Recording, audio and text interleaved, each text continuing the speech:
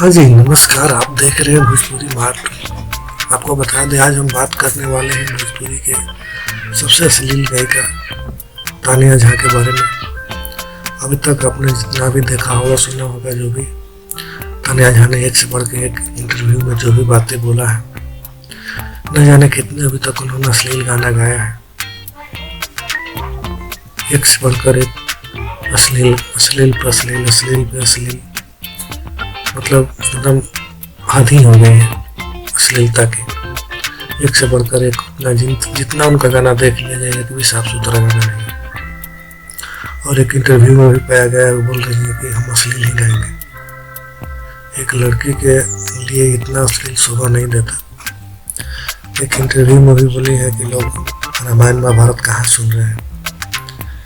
इतना अश्लील गाना गाना इनके लिए अच्छा नहीं है, इतना अश्लील नहीं गाना चाहिए। आइए देखते हैं इनका एल्बम का।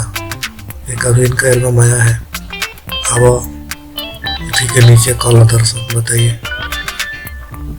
उसके बाद एक थोड़ा अच्छा गाना आया था इनका, भोजपुरी के शान में गई है जवान।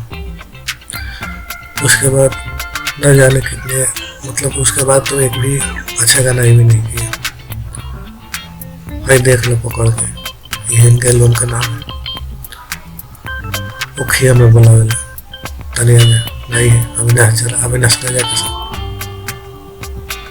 अभी हाल फिलहाल उनका गाना आया है, लोग हम इनका कदू चाहते। सोनू सवेरा और तानिया झा ने गाया है।